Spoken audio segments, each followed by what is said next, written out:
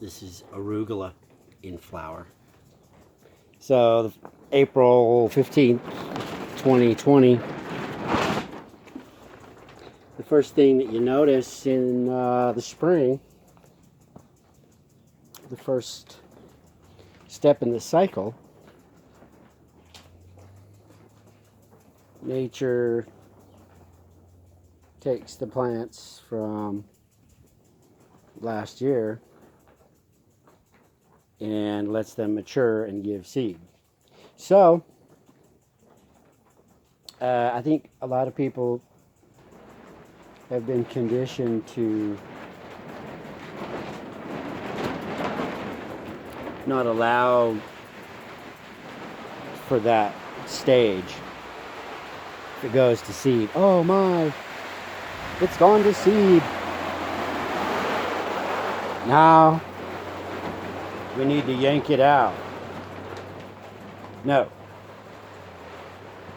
So in this nursery greenhouse, I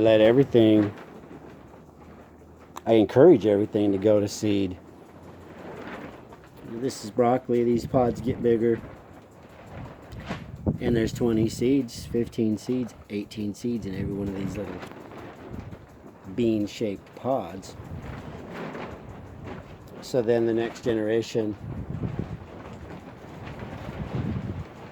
of broccoli can be sown into the ground. So it's part of a circle.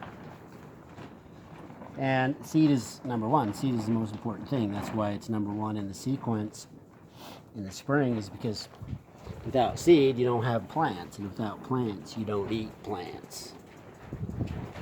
Make sense? This is a land cress I put in last year just for the seed. So I usually let it seed 3 or 4 times before I start harvesting it. Give it that much time to acclimatize,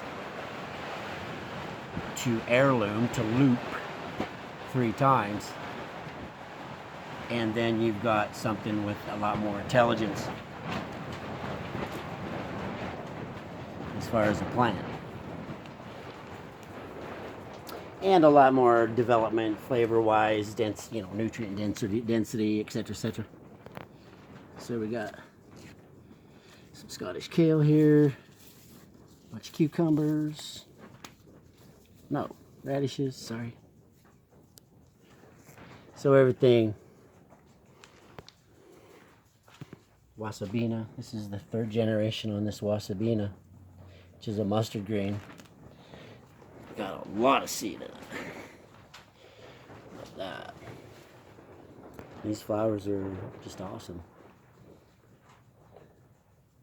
And a lot of people have never seen lettuce or broccoli or cauliflower or anything in flower. They just plant it, grow it, and then eat it. Another seed pod right there. This celery is coming up on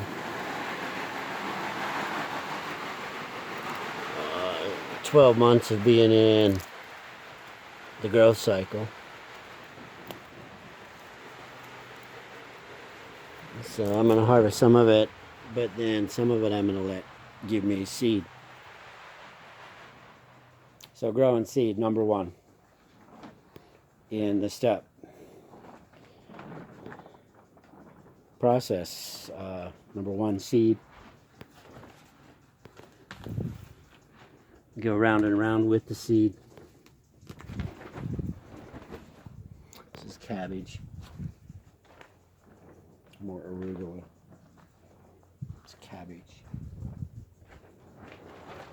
Cabbage flower, yellow. It's Nebraska. Looks a lot like broccoli. This cabbage is 2 years old.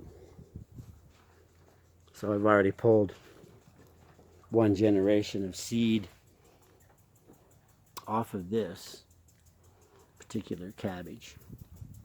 So why do you want more intelligence in your plants? Why do you want them more cycled? Why do you want them more matured, more heirloomed, or time looped?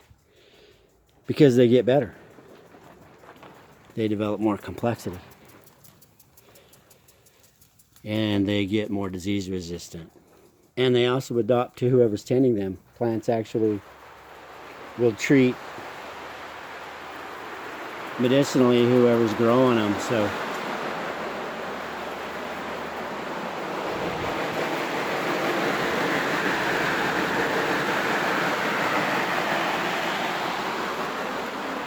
this garlic's going up. Woo! So it's kind of a payback system. Whoever gardens, whoever tends the garden, the plants take them and adopt them, and then create healing medicines specifically for the person who tends to them. So that's one of the great benefits of having a family garden that is connected to the family. In the Celtic times, the women held the seed in their mouths, had their babies in the gardens, threw their bathwater out in the gardens, had their babies, had baths, lived in the gardens. And so the mother carried the DNA, the RNA of the whole tribe, and whatever she would present on the table would be not only delicious and scrumptious, but medicines specifically designed for her family through her own genetics. Does that make sense? So first in the cycle, seed.